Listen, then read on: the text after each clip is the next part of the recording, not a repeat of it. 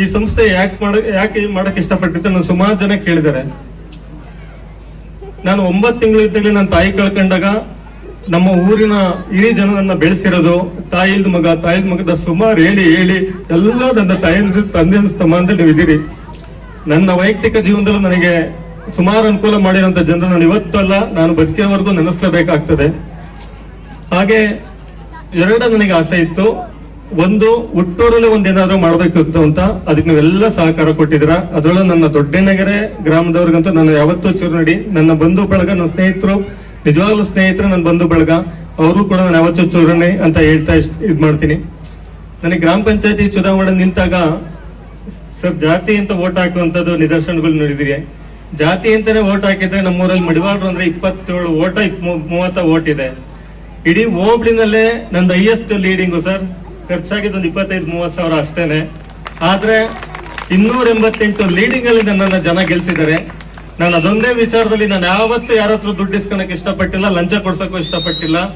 ನನ್ನ ಕಷ್ಟ ನನ್ನ ಮತದಾರ ಕಷ್ಟ ಅಂತ ಹೇಳಿ ನಾನು ಇವತ್ತವರೆಗೂ ಇದ್ ಮಾಡಿದ್ದೀನಿ.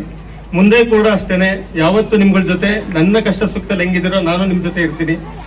ಸಂಸ್ಥೆ ನಮ್ದು ಅನ್ನೋದಕ್ಕಿಂತ ನಿಮ್ಮೆಲ್ಲರದು. ಯಾಕೆಂತಂದ್ರೆ ಈ ಒಂದು ಸಂಸ್ಥೆ ಮಾಡಿದಾಗ ಎಲ್ಲೋ ಮ್ಯಾನೇಜ್ಮೆಂಟ್ ಅಷ್ಟೇ ಹಣಕಾಸು ದುಡ್ಡು ಲಾಭ ಬರುತ್ತೆ ಅಂತ ಅಂತಾರೆ. ಈ ಸಂಸ್ಥೆಯಿಂದ 16 ಜನಕ್ಕೆ ಅನುಕೂಲ ಆಗಬೇಕು. 10 ಜನ ಶಿಕ್ಷಕರು ಬಂದ್ರೆ ಅವ್ರದ್ದೇನೋ ಒಂದು ಕುಟುಂಬ ಬೆಳೆಯುತ್ತೆ. 4-5 ಜನ ಡ್ರೈವರ್ ಬಂದ್ರೆ ಅವ್ರದ್ದೇನೋ ಒಂದು ಕುಟುಂಬ ಬೆಳೆಯುತ್ತೆ. 4-5 ಜನ ಆಂಟಿಯವ್ರಿಗೆ ಮಕ್ಕಳು ನೋಡ್ಕೊಂಡು ಕೊಟ್ಟರೆ ಅವ್ರಿಗೆ 15 ಜನ ಸಂಬಳ ಕೊಡುತ್ತೆ ಅಂದ್ರೆ ಅದು ಬೆಳೆಸಿರೋದು ಸಂಸ್ಥೆ.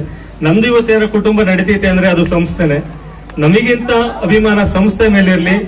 ನೀವು ಎಲ್ಲಾ ಪೋಷಕರು ಹೇಳ್ತಾ ಇರ್ತೀರಾ ಈ ಸತಿ ಆಗಿರೋ ಆಕ್ಟಿವಿಟೀಸ್ ಅಲ್ಲಿ, ಸರ್ ನಾನೇ 5 ಮಕ್ಳು ಕರ್ಕೊಂಬಂದು ಸೇರಿಸ್ತೀವಿ, ನಾವತ್ ಮಕ್ಳು ಸೇರಿಸ್ತೀವಿ.